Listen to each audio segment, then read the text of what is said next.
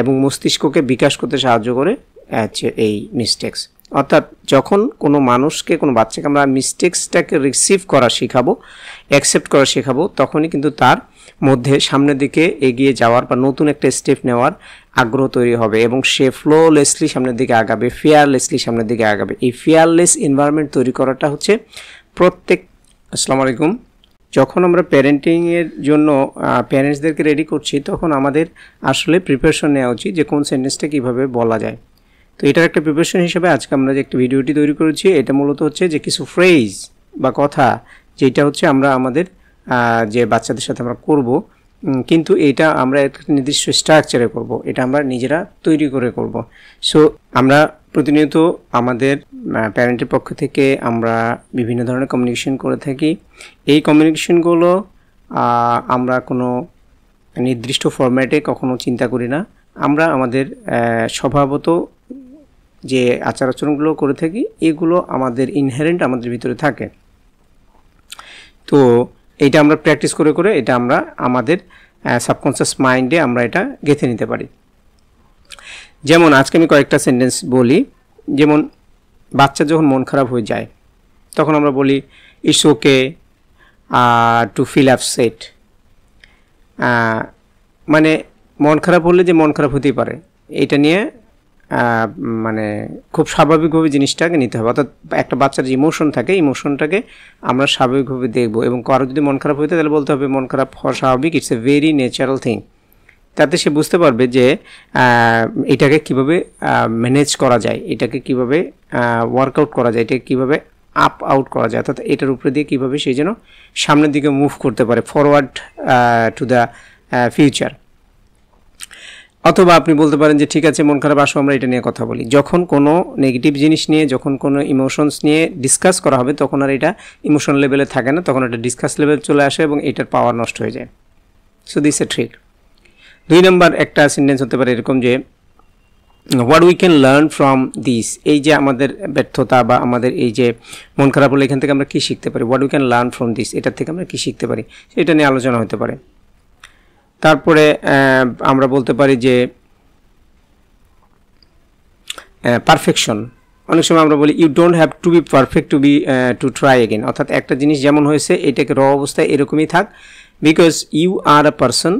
আপনি একজন মানুষ, তুমি একজন মানুষ, তোমার একটা নির্দিষ্ট লেভেল পর্যন্ত তুমি ট্রাই করেছো এবং সেখানে তোমার একটা রেজাল্ট আসছে। সো ইটস এ ভেরি র থিংস। সো সবসময় আমরা যখন পারফেকশনের দিকে ছুটবো, তখন আমরা প্রোক্রাস্টিনেশনে ভুগবো, অর্থাৎ আমাদের সময় বেশি লেগে যাবে সামনের দিকে যাওয়ার জন্য। সো লেটস এই ধরনের কোনো সমস্যা হলো যে আমরা তখন বললাম যে পারফেক্ট হওয়ার দরকার নাই, নিখুঁত হওয়ার কোনো দরকার নাই, তুমি নেক্সট স্টেপে যাও, অর্থাৎ সামনের দিকে আগাও। আরেকটা হচ্ছে মিস্টেক, ভুল করা। ভুল করলে আমরা এটাকে নিয়ে অনেক বকাঝকা করি, আমরা বলি তুমি কেন ভুল করলা, অন্যের সাথে আমরা কম্পেয়ার করি। এটা না করে আমরা বলতে পারি যে it's very simple to be take mistakes বা making mistake, because human has error. মানুষের মাত্রই ভুল করে, এটা খুব স্বাভাবিক একটা বিষয়। এবং ভুল করা একটা হচ্ছে মানুষের স্বাভাবিক প্রবৃত্তির মধ্যে একটি, এবং মস্তিষ্ককে বিকাশ করতে সাহায্য করে এই মিস্টেক্স।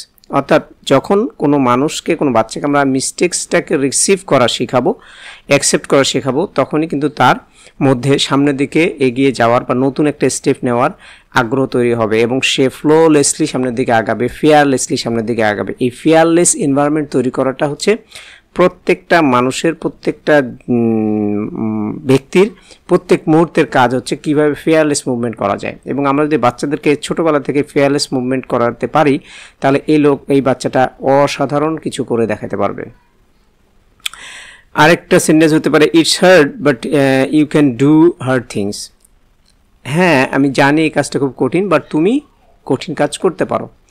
এই যে ব্যাকআপ দেয়া বা সাপোর্ট দেয়া বা তার সেলফ কনফিডেন্সে ট্রিগারিং করা, একটা বাচ্চার সেলফ কনফিডেন্স আসছে কিন্তু আপনি আরও ট্রিগারিং করে দিলেন, বললেন যে হ্যাঁ কঠিন কাজ তুমি করতে পারো, you can do the hard things.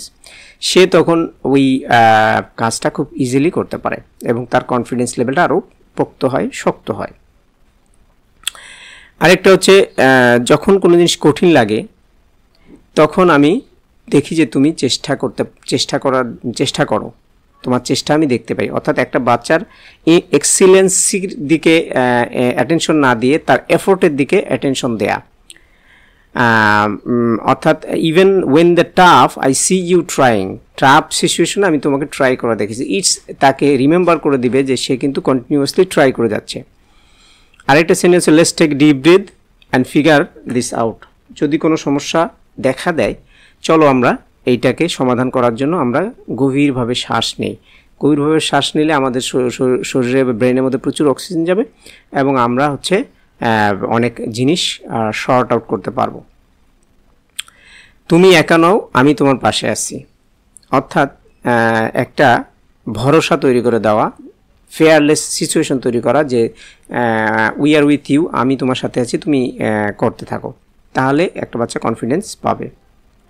তুমি আগেও কঠিন পরিস্থিতি সামলেছো, এর মানে তাকে মনে করে দেওয়া যে তুমি তোমার প্রিভিয়াস অনেক কঠিন কাজ তুমি এর আগে করছো এবং তুমি সামনেরগুলা তুমি পারবা। অর্থাৎ তুমি আগেও কঠিন পরিস্থিতি সামলেছো এবং সামনের দিকে কোনো কঠিন পরিস্থিতি আসলে তুমি সেটা সামলে নিয়ে সামনের দিকে এগিয়ে যেতে পারবে।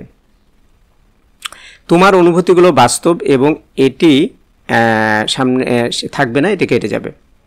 তুমি এখন যে অনুভূতি ফিল করছো এটা ভালো খারাপ যাই হোক, এটা বাস্তব, এটা আসতেই পারে। যেহেতু তুমি মানুষ, তোমার খারাপ অনুভূতি ভালো অনুভূতি দুটোই আসতে পারে এবং এটা কোনোদিনও স্থায়ী হবে না, এটা একটা টেম্পোরারি জিনিস, এটা চলে যাবে। Every time you try you are getting stronger. তুমি যত বেশি প্র্যাকটিস করছো, তুমি যত বেশি ট্রাই করছো, তুমি তত বেশি শক্তিশালী হচ্ছ। You can think of another way to solve this. তুমি এইটা সমাধান করার জন্য কিন্তু অন্য রাস্তাও খুঁজতে পারো। You are more than one moment to mistake. তুমি একটি মুহূর্ত বা একটি ভুলের চেয়ে অনেক বেশি কিছু। You are more than a mistake. তুমি অনেক বড়, ছোটোখাটো ভুল নিয়ে তোমার সময় নষ্ট করার মতো সময় নাই। Let's focus on what we can control. দেখো আমরা আসলে কোনগুলো জিনিস কন্ট্রোল করতে পারি, আমরা সেখানে ফোকাস দিই। যেগুলো আমরা নিয়ন্ত্রণ করতে পারি না সেগুলো আমরা ছেড়ে দিই, যেগুলো আমরা নিয়ন্ত্রণ করতে পারি সেগুলোতে আমরা কাজ করি। It's brave to ask to help. মানুষের সাহায্য চাওয়া, মানুষের সাহায্য নেয়া, এটা একটা সাহসিকতার ব্যাপার। সবাই এইটা পারে না।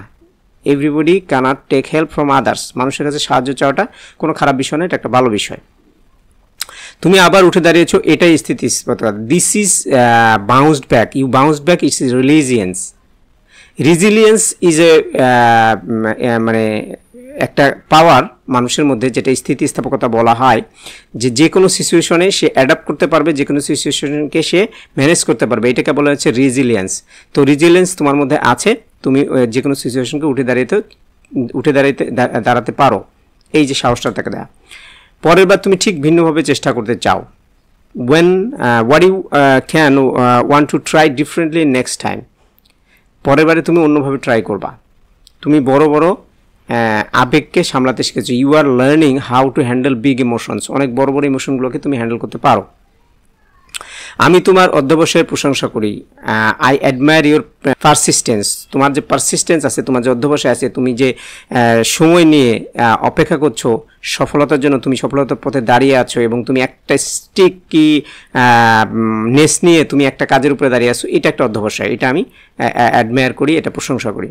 দেখো তুমি কত দূর এগিয়ে এসেছো। See how far you come, look how far you come. অর্থাৎ তুমি দেখো তুমি কোথায় ছিলে, তুমি কোথায় চলে আসছো। That's you are in a journey and you have earn, you have learn, you have gone long way.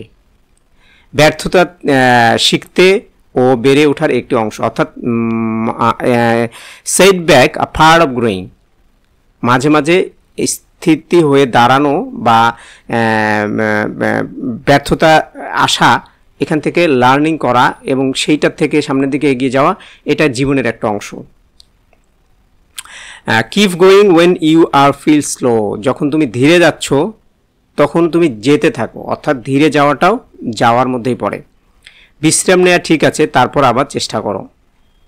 It's okay to take rest and then try again. তুমি প্রতিদিন নিজের শক্তি তৈরি করছো। You are building your own strength every day. তুমি যত বেশি কাজ করছো তত তোমার স্ট্রেংথ বাড়তেছে। মুভমেন্টের মাধ্যমে মানুষের স্ট্রেংথ বাড়ে। সুতরাং বাচ্চাদেরকে সবসময় আমরা শেখাবো যে কীভাবে যেন মুভমেন্টের মধ্যে থাকে, হাঁটাহাঁটির মধ্যে থাকে, চলাফেরার মধ্যে থাকে, কাজের মধ্যে থাকে। আমি বিশ্বাস করি তুমি সমাধান খুঁজে নিতে পারবে। I believe that you figure out the things. I believe in you that you can figure out new things for growing. এখানে 25টি সেন্টেন্স বা ফ্রেজ আমি বললাম যেগুলো হচ্ছে আমরা বাচ্চাদেরকে প্রতিনিয়ত বলতে পারি তার সেলফ কনফিডেন্স বাড়ানোর জন্য এবং তার সামগ্রিক উন্নতির জন্য। তো আশা করি ভিডিওটি আপনাদের ভালো লেগেছে। সামনে অন্য ভিডিওতে অবশ্যই আপনাদের সাথে দেখা হচ্ছে। আজকে সে পর্যন্তই। আসসালামু আলাইকুম।